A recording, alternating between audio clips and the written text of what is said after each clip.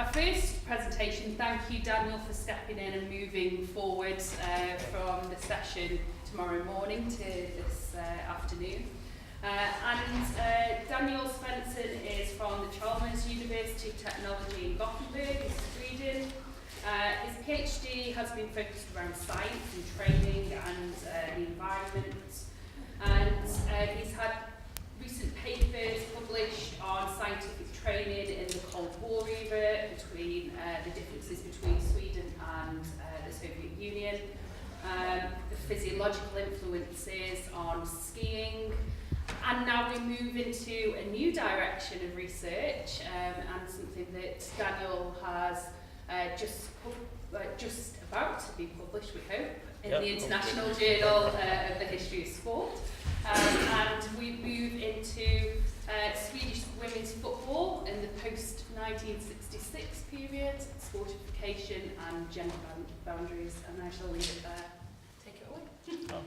Thank you, and thanks for having me here. Great opportunity. I will talk a bit about the sportification and challenging and transformation of gender boundaries in Swedish women's football. And I will focus on one team, the pioneering team of Swedish women's football, Oxaback, which is or was a great team, but from a very small village, which makes this history also interesting. They won 7 Swedish Championships and 6 Swedish Cup titles, and there are 900 inhabitants in this village, so it's really small. And they were really one of the leading clubs in Swedish women's football for a period of almost 30 years. They were also taking part in like the international launch of or uprise of women's football, and they were playing exhibition matches in England, for example, in Germany, in Russia, and in other places. So they were quite important in this formative stage of women's football in Sweden and also internationally. So I will try to look at how they themselves used sort of aspects of sportification to advance women's football and get the support of the organizations of football in Sweden, the Swedish FA, regional FA,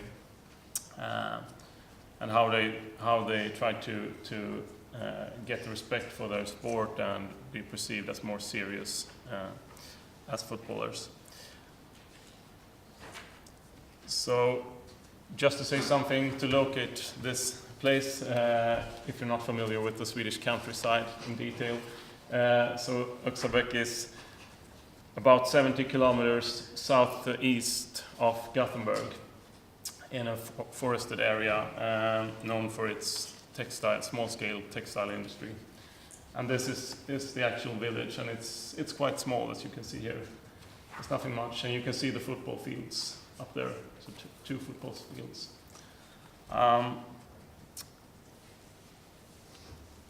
This is how it could look on a match day. So there were quite a lot of people coming to this tiny village to see this team play.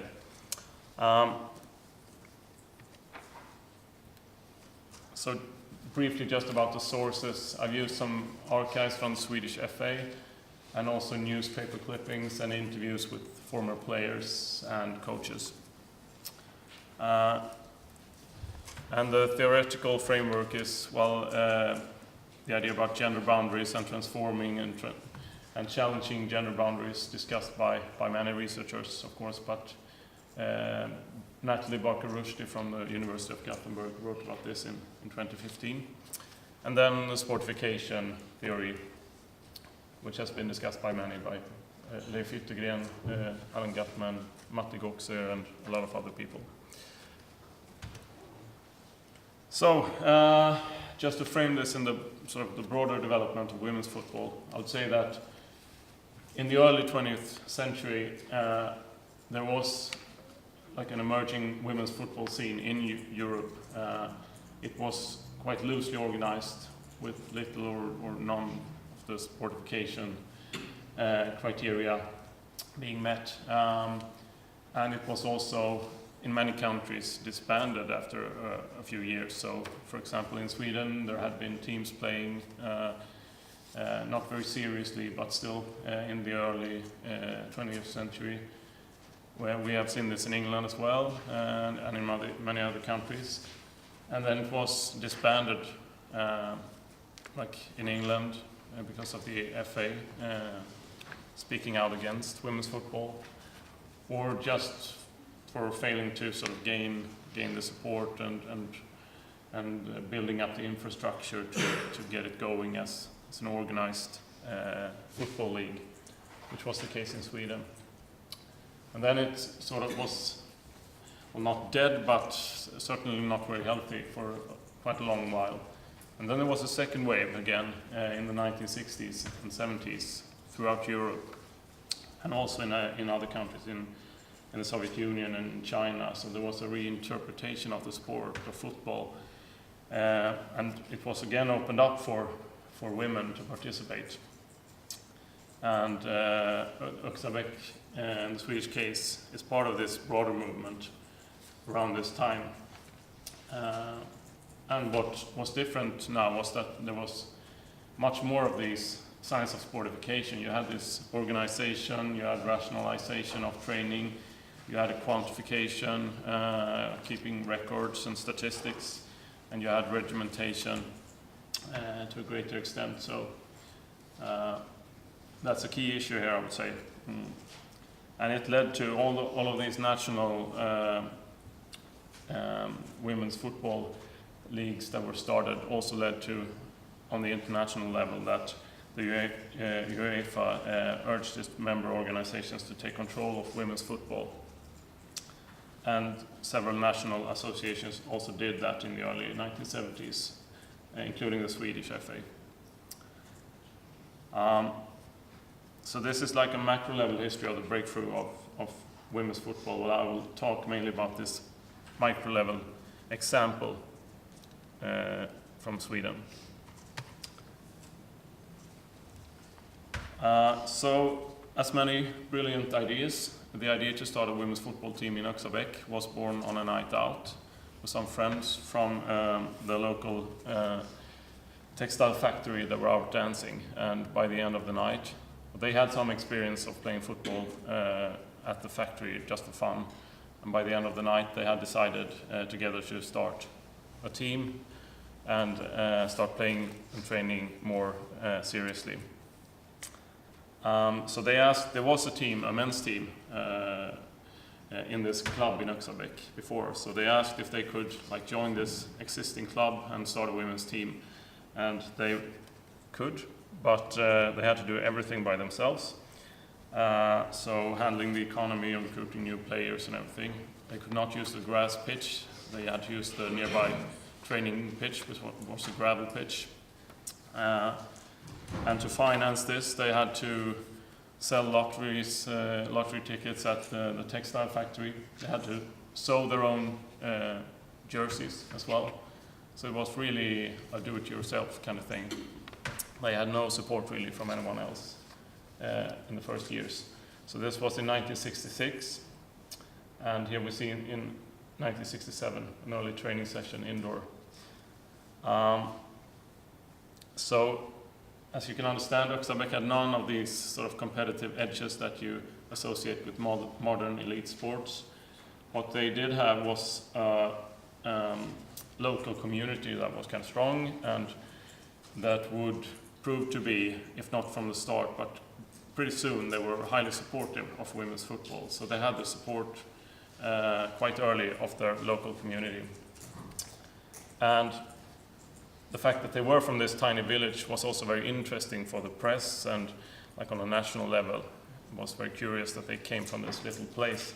And that could also be used for their advantage, so they got more attention, because some of them were farmers, and it was very exotic for female farmers to be seen playing football.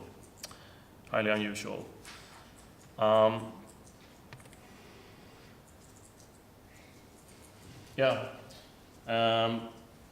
So the first years only played like a few friendly matches against local opponents. And after a quite hard struggle, they managed to convince the Regional Football Association of Västergötland, which is the county, to actually support an unofficial women's league, and this was in 1968. So this was a crucial win in the sportification process, and it was also unique because other regional FAs in Sweden refused to have anything to do with women's football at the time. They did not want to organize it or approve it or anything. But this regional FA was convinced to actually help out. But it was still an unofficial league, and only like 6 teams were participating. And it was covered on national television and in national newspapers, but with quite a condescending tone, so it was not seen as something serious still. So, but this was sort of starting a rapid development. So by 1971, this was made official. This league was made official. It was still on a regional level. And in 1972, the Swedish Football Association decided to include women's football at all levels and start a national league. And then in 1973, it was the first official Swedish Championships was played, and Oxaback won.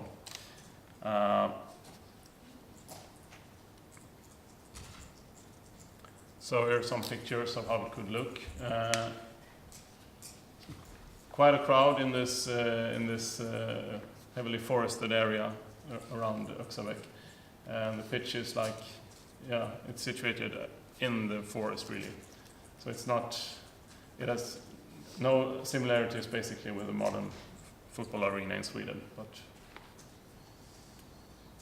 And also the media attention was quite large from the start. First in this sort of condescending tone, but soon also a more appreciative tone and actually reporting about women's football as a serious sport.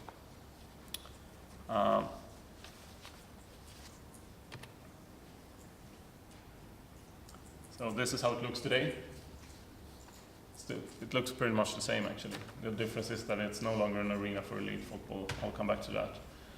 But these are the 4 ladies that went dancing in 1966 and formed the club. Super nice people, and really inspirational. So I would say that this is in many ways a story about sportification. I mean, there had been efforts to start up women's football team and women's football leagues before, but they were all failed. And I think it was due to that there was no organizational support for this. So this is a crucial thing here. They managed to get that organizational support and be included within the organizational structure of Swedish football. So organization was a key aspect of this. It was also about rationalization, about being serious and being understood and presented as serious within the media, for example, because training was from the start in Oxaback very important, and they were really trying to be doing rational training and were also perceived as serious thanks to this. They also used like quantification and keeping records about goal scorers and other stuff, which was also important to get like starting to build a historical base of women's football, starting to do what's been done in men's football, like you appreciate the leading goal scorers and you keep track of how players are doing. That also added to the sort of the seriousness of this. This was at the time, I mean, all the players basically came from this area. It was built out of the pre-existing local community, and you had the textile factory. And then throughout the 1970s and 80s, this still worked very well. There were no money basically involved in women's football in Sweden at the time. And then, ironically, since they used sportification to sort of frame their sport and further women's football, it was also this that in the end led to the team being disbanded because they were perhaps too successful, and women's football became more and more sportified, and it became more and more economized. And by the 1990s, this was not the case. I mean, like building on pre-existing communities like a textile factory was not the case anymore, and it was more the urban areas that had the successful women's football teams. The factory was gone in Oxaback, for example, so there were no factory left.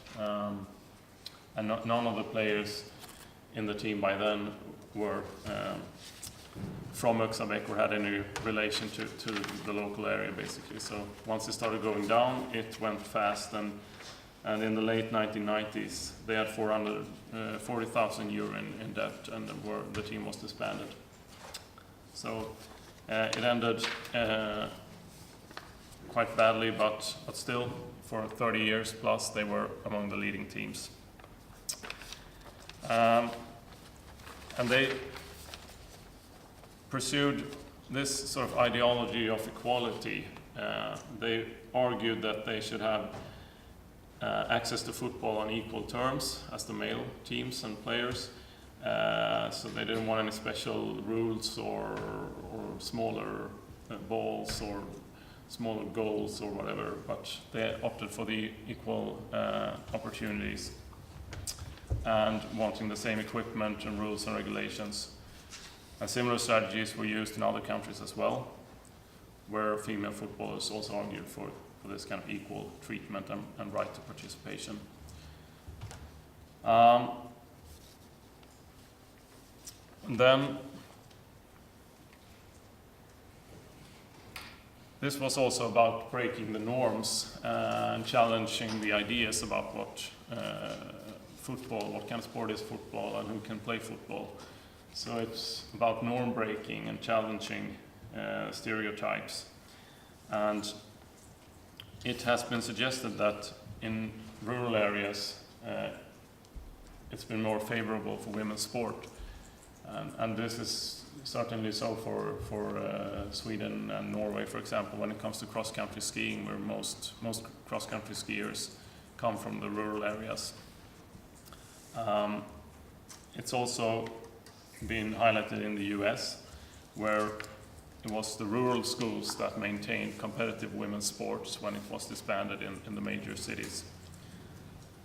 So this Oxaback case might also add to this idea that certain forms of norm breaking may be easier in a smaller context, in a rural context, where the bourgeois gender ideals are not perhaps as present, and where traditionally women have also been included in heavy physical work in the rural, in farming and stuff like that.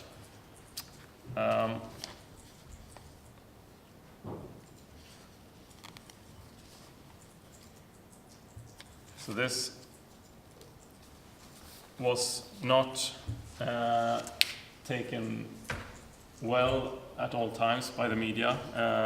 They framed these players as, well, as many norm breakers. They were framed as being,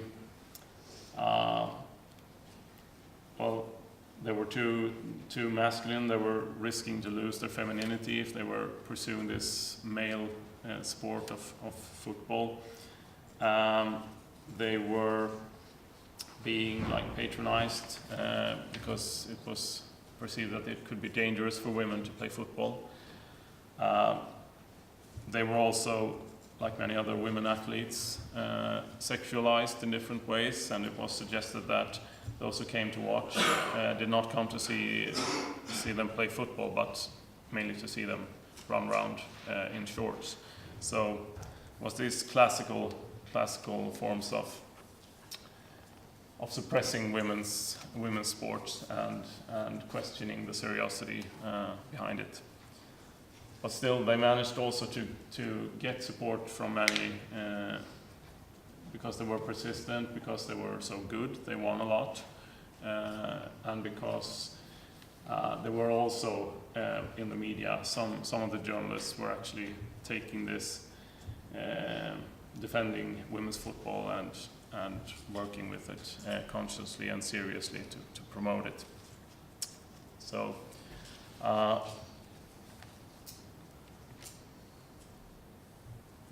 think what you should bring home from this case is that they did what many had tried to do before, to start women's football, but where many had previously challenged these gender boundaries, none had, at least in Sweden, succeeded in transforming them in the way that Oxaback did. So they did manage to gain the support of the existing organizational bodies. And in Sweden, unlike what we heard before from Belgium and from the Netherlands, with this pillarized organization, in Sweden it was only one organization. It was not pillarized, it was very unified. So the only way to start this sportification process was to be included in that organization, and they managed to do that through conscious work for several years. And I think these symbolic gender boundaries have, throughout the 20th century, built on prejudice and on ideology, but also with the help from medicine and physiology and other theoretical scientific approaches to construct the female body as inferior and as not suitable for certain types of sport. And by consciously demanding this right to play and equal access, these women in Oxaback challenged those ideas of essential differences between men and women in sport. I think the experience from this case on how to use sportification to your advantage when challenging such gender norms in sport can be also important today when we see new emerging sports like esports and MMA, which are also in many ways gender coded as male. And precisely because of this strong historical connection between sport and masculinity, I would say that female athletes and their actions have a critical potential and can contribute to a more critical examination of the ideas of gender in sport. So, and I think Oxaback really did that, apart from being very good footballers. So that's not too bad for a village of 900 inhabitants. Thank you.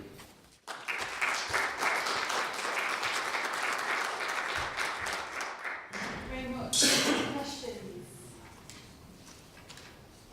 Yes, When they became successful, did players come from outside to want to play for the team because it would become good question. Consequence of that for them? Yeah, absolutely so. And at that time, that was enough, basically, that you were successful, and they had a reputation of, it was a very good club socially to be in. You were taken care of, and it was fun to be there, and they won a lot. So at that time, when there were no really wages being paid anywhere in Swedish women's football, so they attracted players through their good reputation, basically.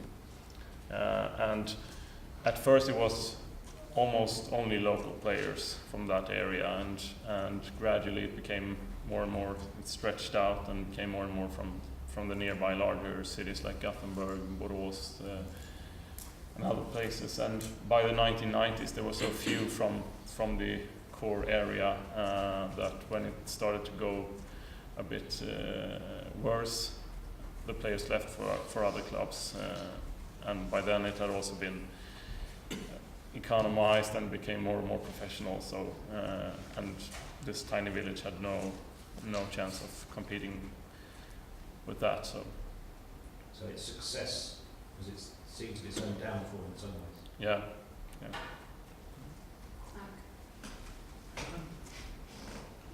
Gender framing and gender coding gives women's football a sort of paradox Because on the one hand, they're meant to be sexualised, but on the other, they're meant to be too masculine. Yeah. Simultaneously, on the one hand, they're meant to be all lesbians.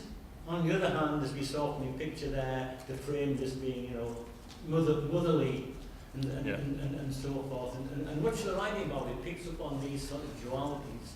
But what it very rarely talks about is women's ability to organise, to generate funding and things. Who organised their, you know, exhibition matches, the tours to England? Where did the tours to the Soviet Union? Where did all that money come from, and who organised it all? I mean, from the start, it was themselves. They organized the exhibition matches. They organized the first league. So the support was basically like a stamp of approval from the regional FA, but they still had to do all the work themselves. So it was very much the work of these players. And of course, gradually they had coaches and they had a board in the club that helped out, but it was very much down to the work of the players. I would say almost throughout this period from 66 to 99.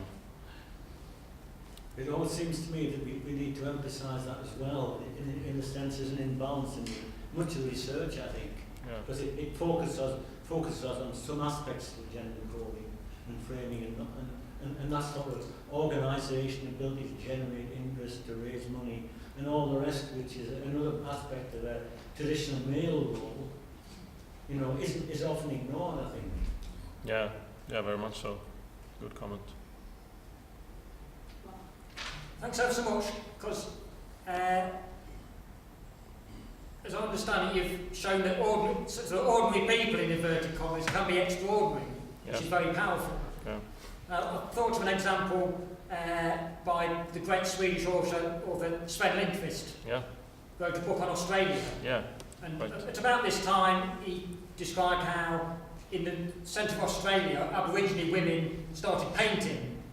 Yeah. And right. became incredibly popular and profitable. You know, just like that. Yeah. So it's not just sport. Yeah, true. Good comment.